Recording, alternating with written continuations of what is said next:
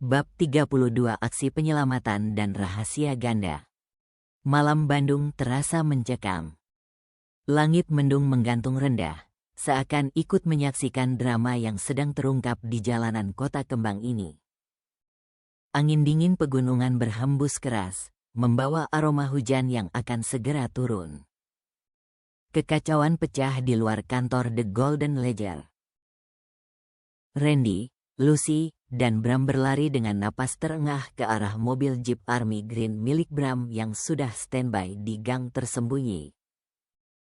Suara langkah kaki mereka bergema di aspal basah, diiringi teriakan para preman yang mulai keluar dari gedung. Cepat! Masuk sekarang, Bram membuka pintu dengan gerakan cepat. Randy melompat ke kursi belakang, diikuti Lucy yang hampir tersandung karena terburu-buru. Jantung Randy berdegup kencang, tangannya menggenggam erat flash drive kecil berwarna hitam yang terasa seperti beban 1 ton di telapak tangannya. Flash drive ini bukan sekadar alat penyimpanan data, ini adalah peluru yang bisa meruntuhkan kerajaan korupsi Leo Wijaya dan Feng. Di belakang mereka, sirene mobil sedan hitam yang disewa Leo Wijaya dan Feng meraung memecah keheningan malam. Lampu merah biru dari sirene palsu mereka menciptakan bayangan-bayangan menakutkan di dinding gedung-gedung tua di sepanjang jalan. Bram memacu jeepnya dengan ahli, mesinnya mengaum keras. Pegangan erat. Ini akan kasar. Flash drive ini harus diserahkan ke Mr. Adrian. Ini bukti kolusi mereka, teriak Randy, napasnya terengah, keringat dingin membasahi dahinya. Ia menatap flash drive di tangannya, bukti komunikasi terenkripsi, laporan keuangan palsu, transfer mencurigakan, semua jejak digital kejahatan mereka. Kita tidak bisa ke kantor polisi, Ren. Mereka sudah membeli polisi lokal. Balas Lucy dengan suara gemetar namun tetap fokus. Tangannya bergerak cepat menghubungi kenalan advokatnya di Jakarta sambil sesekali menoleh ke belakang, memastikan jarak dengan pengejar mereka. Damian, ini Lucy. Kode merah. Kami butuh backup hukum sekarang. Ya, kirim ke nomor ini. Jeep Bram melaju kencang melewati jalan Dago yang sepi, meninggalkan jejak ban di aspal yang mulai basah. Lampu-lampu kota berkedip seperti bintang jatuh saat mereka melesat dengan kecepatan tinggi. Tujuan kita sekarang adalah stasiun kereta Bandung. Kita harus memisahkan diri dan membuat mereka bingung, putus Bram, dengan ahli membelokkan jeepnya melewati gang-gang kecil yang hanya diketahui oleh warga lokal. Mata Bram tajam mengamati setiap persimpangan, setiap jalan alternatif. Namun, Leo sangat terorganisir. Pria itu bukan pengusaha bodoh, ia telah mempersiapkan berbagai skenario. Di tengah jalan layang Pasupati yang megah, 2 mobil pikap berisi preman sewaan Leo sudah menunggu dengan siaga, memblokir jalan dengan posisi menyilang. Belasan preman dengan tongkat baseball dan parang turun dari mobil. Mata mereka bersinar penuh intimidasi di bawah lampu jalan yang redup. Kita dikepung, seru Bram, wajahnya menegang. Ini jebakan. Pegangan erat, aku akan terobos. Bram, jangan gila, Lucy memekik. Tapi Bram sudah membuat keputusan. Dengan gerakan berani yang ia pelajari dari pengalaman berkendara off-road, ia mengemudikan jeepnya dengan nekat ke sisi jalan, ban depan naik ke trotoar. Jeep itu menabrak pembatas jalan beton dengan bunyi gemuruh, bodi logamnya bergetar keras, namun berhasil melewati blokade dengan jarak hanya beberapa sentimeter. Preman-preman itu melompat menghindari tabrakan, berteriak marah. Bram kemudian membelok tajam ke jalan kecil yang gelap menuju kawasan Dago Pakar, meninggalkan mobil-mobil Leo yang terperangkap di kepadatan jalan layang dan kekacauan yang mereka buat sendiri. Brilian, Bram. Randy menghela napas lega, meski jantungnya masih berdebar. Saat mereka berhasil lolos sementara dan memasuki jalan yang lebih sepi dengan pepohonan rimbun di kedua sisinya, Lucy menoleh pada Randy. Matanya penuh kekhawatiran dan rasa ingin tahu. Apa sebenarnya isi flash drive itu, Ren? Apa yang membuat mereka begitu putus asa sampai menyewa puluhan preman? Randy menatap wajah Lucy dan Bram yang dipenuhi keringat dan debu. Di tengah ketegangan ini, ia menyadari betapa berharganya kedua sahabat ini. Mereka mempertaruhkan nyawa mereka untuknya, untuk kebenaran yang bahkan bukan urusan mereka. Isinya bukan hanya laporan palsu, jawab Randy pelan, suaranya parau. Ada komunikasi terenkripsi lengkap tentang Leo dan ayahku, maksudku, ayah angkatku, yang menguasai aset GFC secara ilegal. Mereka menggunakan nama ayahku sebagai tameng untuk mencuci uang dari proyek-proyek fiktif. Ada ratusan transaksi, miliaran rupiah. Ayah angkatmu, tanya Bram terkejut, matanya sesekali melirik dari kaca spion. Maksudmu? Randy memejamkan mata, membiarkan rasa sakit yang ia pendam selama ini akhirnya keluar. Air mata mengalir perlahan di pipinya. Aku bukan anak kandung Aris Wirayuda, Bram. Aku anak angkat. Dia berbohong padaku sepanjang hidupku. Sepanjang 20 tahun ini, aku hidup dalam kebohongan. Aku tidak tahu siapa aku sebenarnya, dari mana aku berasal. Dan yang lebih menyakitkan lagi, aku mengkhianati pria yang memberiku segalanya, yang membesarkanku, demi melindungi gadis yang kini mungkin membenciku. Keheningan mengisi interior jeep yang berjalan pelan melewati jalan berkelok. Hanya suara mesin dan gemerisik daun yang terhembus angin malam terdengar. Lucy menyentuh bahu Randy dengan lembut, memberikan kehangatan di tengah dinginnya malam. Salsa tidak membencimu, Randy. Percayalah padaku. Dia mengerti mengapa kamu harus melakukan itu. Mr. Adrian memberitahuku bahwa kamu adalah mata-mata, tetapi kamu mata-mata untuk kebaikan. Dia sekarang dalam bahaya besar di Singapura. Kita harus segera kirim flash drive ini ke sana. Ini satu-satunya cara menyelamatkannya dan mengungkap semua kejahatan ini. Randy mengangguk pelan, mengusap air matanya. Kamu benar.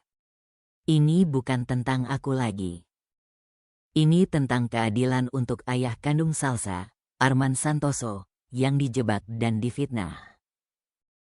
Ini tentang membebaskan semua orang dari cengkeraman Leo dan Feng. Tepat ketika mereka tiba di area parkir stasiun kereta Bandung yang sepi, hanya beberapa lampu taman yang menyala redup, sebuah van hitam mewah dengan kaca gelap melaju kencang dari arah berlawanan. Ban van itu berderit keras saat berhenti mendadak di hadapan mereka, hanya berjarak 3 meter dari jeep Bram. Sial. Preman baru. Ini pasti suruhan Feng, seru Bram. Tangannya refleks meraih tongkat besi di bawah kursinya, bersiap untuk melawan. Kalian berdua turun dan lari. Aku akan tahan mereka. Tidak. Kita bersama. Randy bersiap membuka pintu. Namun, yang terjadi berikutnya membuat ketiganya membeku. Pintu van mewah itu terbuka perlahan, dan beberapa pria berpakaian rapi dengan jas hitam, bukan preman, melompat keluar dengan gerakan profesional. Mereka adalah bodyguard berkelas tinggi, bukan penjahat jalanan. Dan kemudian, dari dalam van itu, turun sosok yang membuat jantung Randy berhenti berdetak sejenak. Salsa. Tetapi bukan Salsa yang ia kenal. Gadis di depannya mengenakan blazer abu-abu gelap yang elegan, celana bahan hitam, dan sepatu boots kulit yang memancarkan kepercayaan diri. Rambutnya ditata rapi ke belakang. Mata Salsa yang dulu lembut dan pemalu kini memancarkan aura dingin, penuh tekad dan kekuasaan. Ini adalah transformasi total dari mahasiswi sederhana menjadi pewaris GFC yang berkuasa. Di belakangnya, berdiri Felicia dengan ekspresi serius, tablet di tangannya, dan 2 pengawal tambahan dari GFC dengan earpiece dan sikap waspada. Berhenti, perintah Salsa dengan suara lantang dan tegas yang bergema di area parkir. Suara itu bukan lagi suara gadis yang ragu, ini suara seorang pemimpin. Randy membeku total. Ia keluar dari jeep dengan langkah gontai, menatap Salsa dengan campuran perasaan, rindu, bersalah, kagum, dan takut.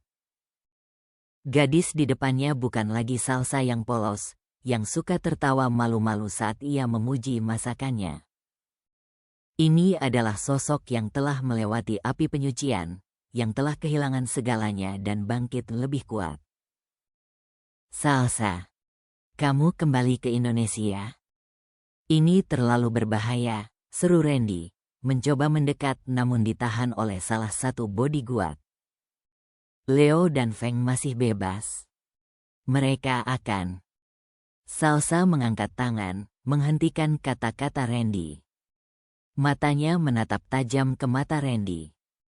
Bahaya itu justru yang membawaku kembali, Randy. Aku bukan lagi gadis penakut yang melarikan diri. Aku Salsa Arman Santoso, putri dari pebisnis yang mereka bunuh. Dan aku kembali untuk mengambil apa yang menjadi hakku. Salsa melangkah maju dengan percaya diri. Berikan flash drive itu padaku. Aku akan menyelesaikan ini di Singapura dengan cara yang tepat, secara hukum, dengan saksi internasional, dengan auditor independen. Kalian bertiga sudah cukup berkorban. Sekarang giliranku yang mengambil risiko. Randy menggenggam flash drive di tangannya, ragu. Tapi Salsa. Percaya padaku, Ren, bisik Salsa, kali ini suaranya lebih lembut. Seperti dulu kamu minta aku percaya padamu. Saat Randy hendak menyerahkan bukti itu, tiba-tiba suara deru mesin keras memecah keheningan. Mobil sedan hitam Leo Wijaya muncul dengan kecepatan tinggi dari belokan jalan, lampu depannya menyilaukan. Mobil itu berhenti dengan paksa, ban berderit di aspal. Leo dan Feng melompat keluar dengan wajah penuh amarah. Leo mengenakan jas yang kusut, rambutnya berantakan, dan di tangannya tergenggam pistol kecil kaliber 9 mm yang berkilat di bawah lampu jalan. Feng di sampingnya juga bersenjata, matanya penuh perhitungan dingin. Tahan di tempat. Jangan bergerak, Leo berteriak dengan suara serak, mengarahkan senjatanya langsung ke kepala Randy. Serahkan flash drive itu sekarang, Salsa. Atau aku bersumpah akan meledakkan otak bocah ini di tempat. Aku sudah tidak punya apa-apa lagi untuk dikalahkan. Semua orang membeku. Bodyguard GFC refleks menarik senjata mereka, tetapi dalam posisi seperti ini, satu gerakan salah bisa berakibat fatal. Salsa maju selangkah dengan keberanian yang mengejutkan semua orang, bahkan bodyguard-nya sendiri. Ia menatap Leo tanpa gentar, tanpa sedetik pun mengalihkan pandangan. Kamu tidak akan membunuh siapapun, Leo. Permainanmu sudah berakhir sejak detik kamu menarik senjata itu. Jangan main-main denganku, anak kecil. Leo gemetar, keringat bercucuran di wajahnya. Aku bukan anak kecil, balas Salsa dingin. Aku tahu segalanya sekarang. Aku tahu ayahmu, Markus Wijaya, menjebak ayah kandungku, Arman Santoso, untuk mencuri aset GFC 20 tahun lalu. Aku tahu kamu dan Feng bersekongkol untuk mencuci uang menggunakan proyek palsu di Lembang, proyek yang tidak pernah ada, yang hanya ada di atas kertas. Aku punya bukti transfer, rekaman percakapan, bahkan foto-foto pertemuan kalian. Dan yang paling penting, aku punya saksi yang akan bersaksi melawanmu. Leo terkejut mendengar nama Arman Santoso diucapkan dengan begitu yakin. Wajahnya memerah karena campuran shock dan amarah. Tangannya yang memegang senjata sedikit gemetar. Anak sialan. Kamu pikir kamu siapa? Aku akan bunuh kamu dan anak bandar beras ini. Kalian semua akan. Tidak ada yang akan mati di sini malam ini. Leo, suara berat Mr. Adrian tiba-tiba memotong dengan tenang. Semua orang menoleh. Dari van kedua yang baru saja tiba dengan tenang, Mr. Adrian turun dengan langkah pasti, mengenakan jas rapi meskipun sudah larut malam. Dan yang lebih mengejutkan lagi, di sampingnya berdiri Aris Wirayuda, ayah angkat Randy, dengan wajah penuh penyesalan tetapi juga keteguhan hati. Ayah, Randy hampir tidak percaya dengan matanya. Ayah, kenapa ada di sini? Kenapa ayah bersama mereka? Aris Wirayuda menatap anaknya dengan mata berkaca-kaca. Maafkan ayah, Ren. Maafkan kebohongan ayah selama ini. Mr. Adrian melangkah maju, menghadap Leo dengan tenang. Ayahnya, Aris Wirayuda, sudah bekerja sama dengan kami sejak seminggu yang lalu, Leo. Tuan Randy telah menyelamatkan kehormatan ayahnya dengan menjadi whistleblower. Dan sebagai imbalannya, Tuan Aris akan bersaksi melawan kamu dan Feng di pengadilan, dengan detail lengkap tentang semua transaksi ilegal yang kalian lakukan menggunakan namanya. Sekarang, serahkan senjata itu dan flash drive yang kamu cari akan digunakan sebagai bukti resmi. Permainan ini sudah berakhir. Leo menyadari dirinya terperangkap total. Feng di sampingnya mulai mundur perlahan, menyadari bahwa ia telah mengkhianati Leo dengan menggelapkan sebagian uang, dan sekarang Leo akan mengetahui itu semua jika pengadilan dimulai. Mereka berdua dikepung oleh GFC, Wirayuda, dan kebenaran yang tidak bisa mereka lawan lagi. Dalam keputusasaan total, Leo menurunkan senjatanya sedikit, tertawa histeris dengan suara yang nyaris gila. Matanya penuh kebencian saat berbalik menatap Randy. Baiklah. Aku kalah. Kalian menang, teriak Leo, air liurnya bercucuran. Tapi Randy, sebelum aku ditangkap dan dipenjara, kamu harus tahu kebenaran yang jauh lebih menyakitkan daripada pengkhianatan. Leo, hentikan, Mr. Adrian mencoba memotong. Kamu bukan hanya anak angkat bandar beras. Leo melanjutkan dengan teriakan penuh dendam. Kamu adalah anak yang ayahku tukar 20 tahun lalu dengan ayahmu sekarang. Ayah kandungmu adalah sopir miskin bernama Budi Santoso, yang bekerja untuk Arman Santoso. Ayahku mencuri uang tabungannya, mencuri hartanya, dan membiarkan dia mati dalam kecelakaan yang ayahku atur. Kamu, Randy, kamu anak dari korban pertama keluarga kami. Darahmu adalah darah orang yang kami hancurkan. Kata-kata itu menghantam Randy seperti palu godam raksasa yang menimpa dadanya. Dunia seolah berhenti berputar. Suara sirene polisi yang mulai terdengar di kejauhan menjadi samar. Wajah semua orang menjadi blur. Randy tersandung ke belakang, kakinya lemas, hampir jatuh kalau saja Bram tidak menangkapnya. Wajahnya pucat pasi seperti mayat. Ia bukan anak seorang pengusaha terhormat. Ia bukan bahkan anak dari keluarga kelas menengah. Ia adalah anak dari sopir miskin yang dirugikan, yang dibunuh oleh keluarga yang mengangkatnya. Semua perjuangannya, semua identitasnya, semua yang ia yakini tentang dirinya runtuh dalam sekejap. Di tengah kekacauan emosional itu, Feng mencoba melarikan diri ke arah semak-semak gelap, tetapi segera dicegat dan ditangkap oleh dua pengawal GFC yang lebih gesit. Leo, Setelah menjatuhkan bom rahasia yang menghancurkan itu, melemparkan senjatanya ke tanah dengan putus asa dan mengangkat kedua tangannya, menyerah, dikelilingi oleh lingkaran pengawal yang semakin rapat.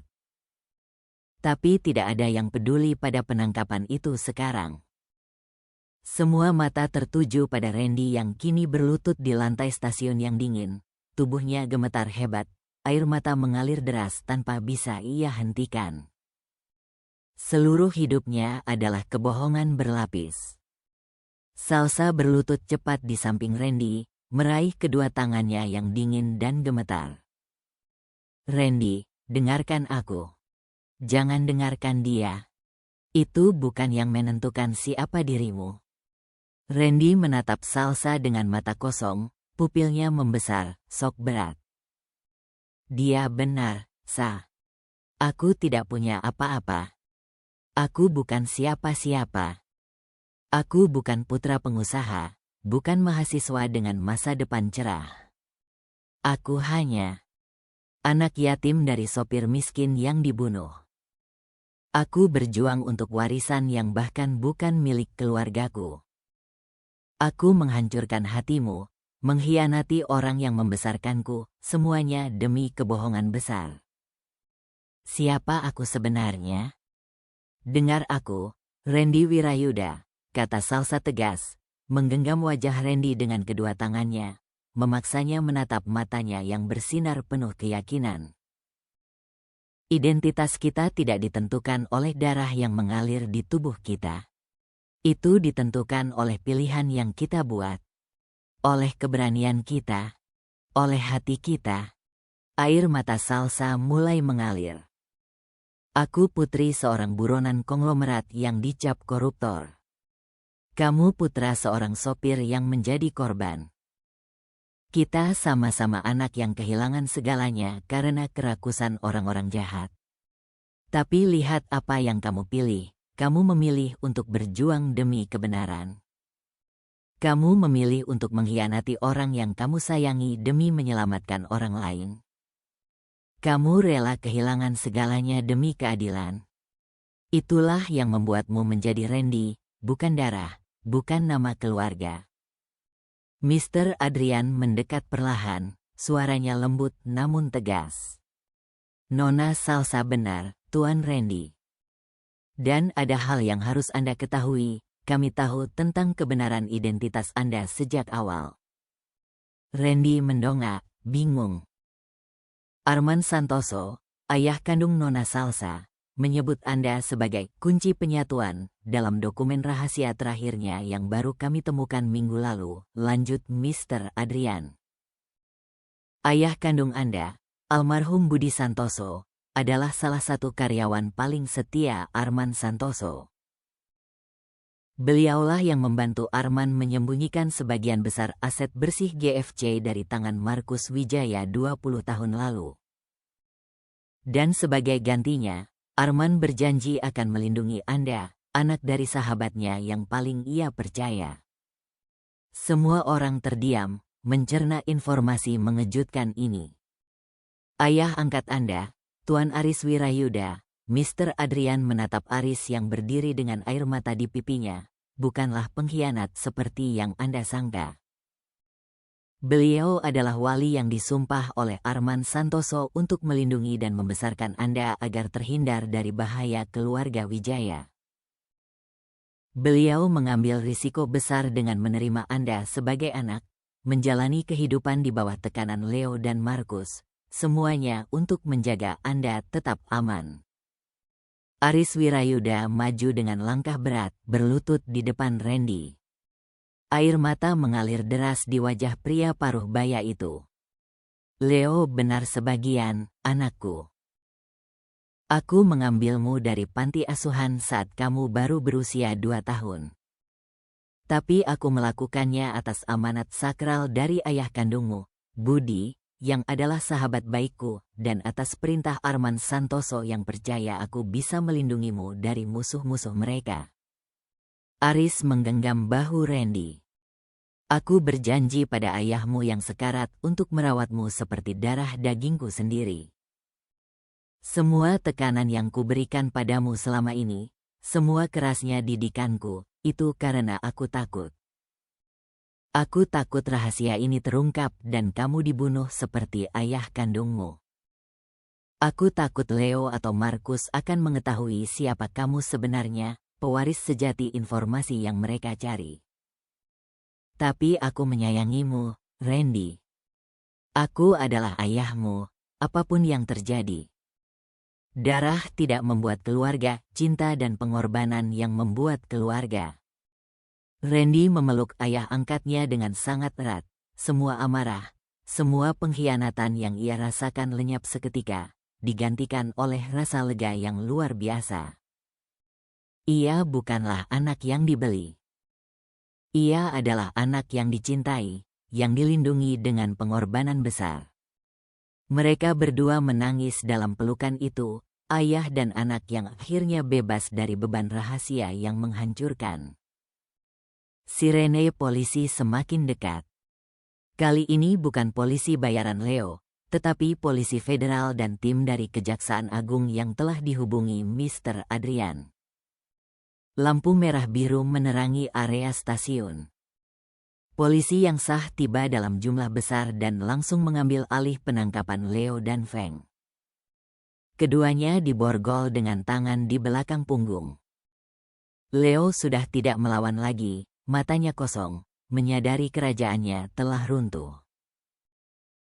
Feng mencoba bernegosiasi, menawarkan informasi tambahan untuk peringanan hukuman.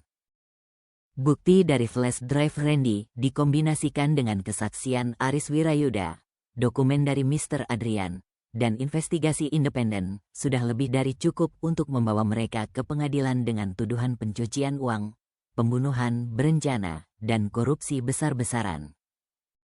Randy berdiri perlahan, dibantu oleh Salsa dan Aris.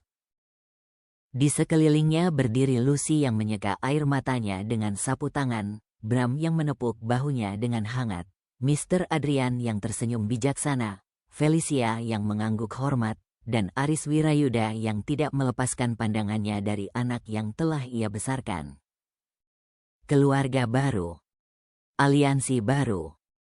Kebenaran baru. Hujan mulai turun perlahan, membasahi jalanan Bandung. Tapi kali ini bukan hujan yang mencekam, ini hujan yang menyucikan, yang membersihkan. Terima kasih sudah menyelamatkan saya, Salsa, bisik Randy, menatap mata Salsa dengan cinta yang baru, tanpa keraguan, tanpa beban rahasia. Terima kasih sudah percaya padaku bahkan saat aku tidak percaya pada diriku sendiri. Kita menyelamatkan diri kita sendiri, Randy, balas Salsa, menggenggam tangannya dengan erat. Kita berdua tidak lagi perlu bersembunyi di bayang-bayang kebohongan orang lain. Kamu tidak lagi harus menjadi agen ganda, mata-mata yang terjebak di antara dua dunia. Sekarang, aku yang akan memimpin GFC dengan cara yang benar, cara yang ayah kandungku inginkan. Dan kamu harus menyelesaikan kuliahmu, menjalani hidupmu dengan jujur, menjadi insinyur hebat seperti yang selalu kamu impikan.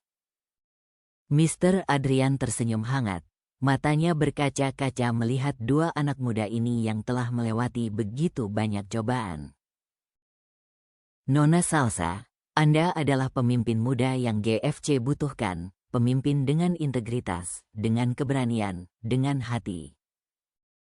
Tuan Randy, Tuan Aris, Anda berdua akan bekerja sama dengan GFC untuk membangun kembali operasi kami di Indonesia dengan fondasi kejujuran. Kami butuh orang-orang jujur di negeri ini. Dan Tuan Bram, ia menatap Bram yang berdiri dengan senyum lebar, kami butuh insinyur muda yang tidak takut pada kebenaran, yang berani melawan arus. GFC akan mendukung karir Anda. Lucy menghela napas lega yang panjang, bersandar pada bahu Bram. Akhirnya, cerita drama yang lebih rumit dari sinetron ini akan selesai di ruang pengadilan yang serius, bukan di novel romantis picisan yang penuh air mata tanpa solusi. Aku sudah lelah dengan semua aksi lari-lari ini. Besok aku mau makan bakso dengan tenang tanpa takut ditembak. Semua orang tertawa, tawa yang lega, yang membebaskan. Salsa menatap Randy, kemudian melirik Lucy dan Bram, lalu kembali ke Randy. Senyumnya lembut namun penuh makna. Ini belum selesai, Luz. Masih ada banyak yang harus kami benahi, aset yang harus dikembalikan, korban yang harus dikompensasi, sistem yang harus direformasi. Ini bukan ending, ini baru permulaan dari babak baru. Salsa memeluk Randy di bawah hujan yang semakin deras. Pelukan kali ini sangat berbeda dari pelukan-pelukan sebelumnya. Tidak ada lagi tekanan rahasia yang menyesakkan, tidak ada lagi kecemburuan yang beracun, tidak ada lagi keraguan yang menggerogoti. Hanya ada janji keutuhan yang telah mereka perjuangkan dengan darah, air mata, dan pengorbanan. Di kejauhan, lampu kota Bandung berkedip seperti harapan. Malam ini, keadilan akhirnya menang. Dan dua anak muda yang terluka, Randy Wirayuda dan Salsa Arman Santoso, akhirnya menemukan identitas sejati mereka, bukan dalam nama keluarga atau warisan darah, tetapi dalam pilihan mereka untuk berdiri tegak melawan ketidakadilan. Mereka adalah pejuang, mereka adalah kekuatan yang tidak bisa dikalahkan oleh kebohongan apapun. Ikuti terus ceritanya, akan semakin seru dan bikin penasaran. Jangan lupa like dan subscribe agar admin bersemangat.